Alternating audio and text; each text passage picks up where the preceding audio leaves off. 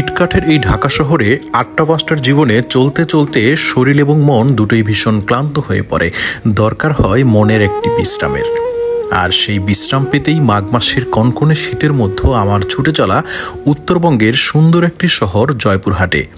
হ্যাঁ বন্ধুরা, জয়পুরহাটের আজকের আমার এই জার্নিতে আপনাকে স্বাগতম।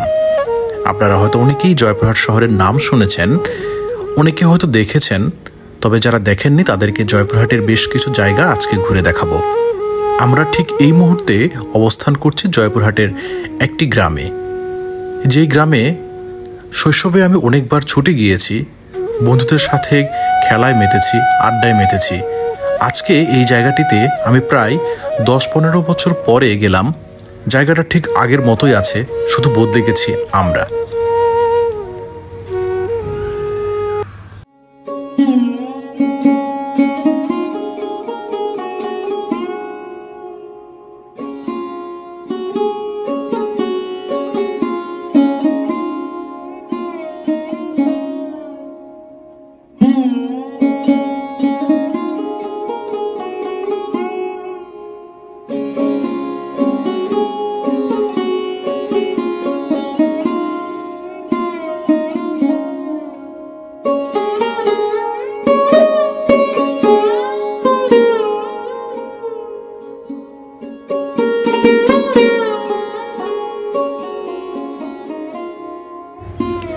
কিছু দূর যেতেই চোখে পড়ল সুন্দর এই দৃশ্যটি।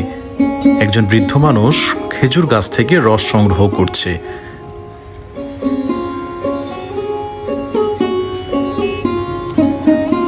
জয়পুরহাটে এখনো বেশ কিছু গ্রাম রয়েছে যেখানে মাটির ঘর বিদ্যমান। এই ঘরগুলোতে শীতকালে যেমন গরম পড়ে, আবার গরমকালে অনেক ঠান্ডা লাগে। সুতরাং ইট কাঠের ঘরে থেকে আপনি এই মাটির ঘরে থাকার মর্মটা বুঝতে পারবেন না। এখনও সেখানে সেই গ্রামের ঐতিহ্য রয়ে গেছে।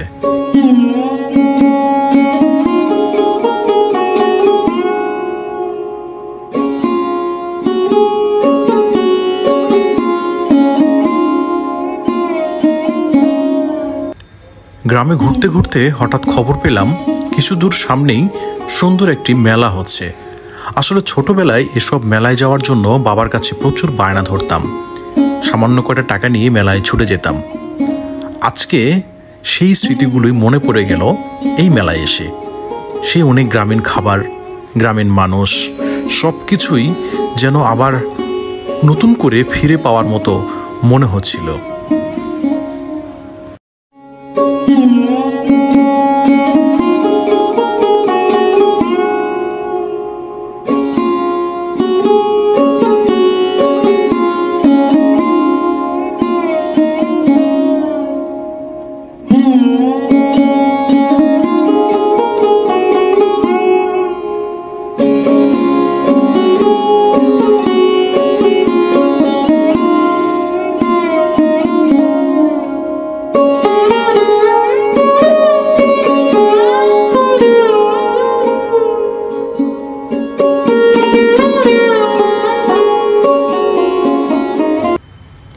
এটা হচ্ছে জয়পুরহাটের বটতলী নামক স্থানের একটি গ্রামীণ বাজার।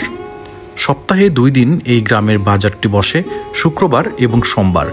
এখানে আশেপাশের থেকে অনেক গ্রাম থেকে মানুষজন এসে এখানে বাজার করে।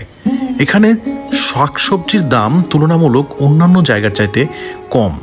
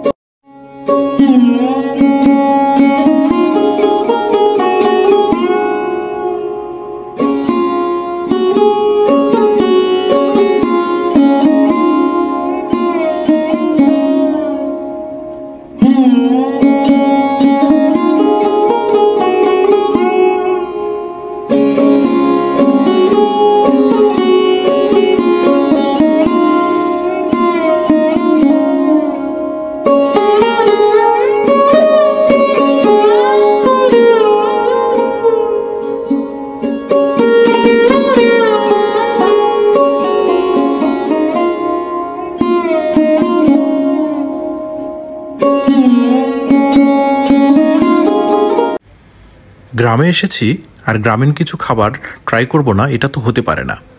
আসলে চুলায় বেগুন পোড়া ভর্তা আসলেও খেতে খুব দারুণ লাগে।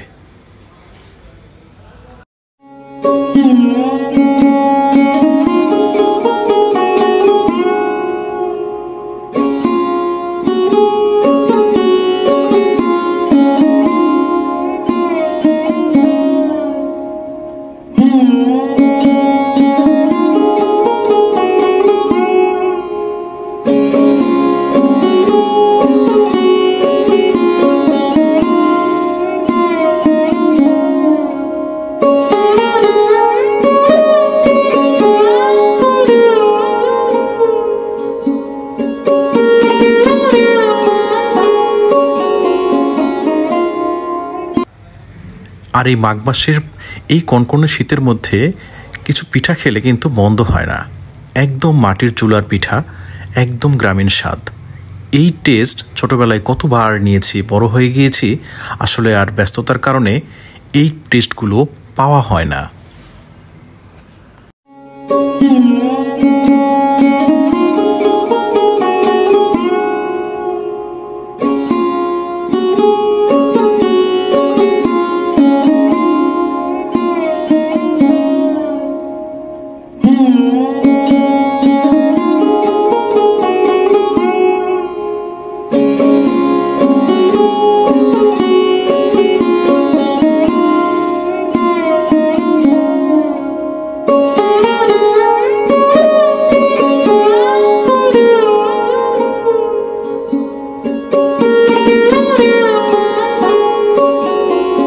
রাতের বেলা সবাই বায়না ধরলো বারবিকিউ করবে।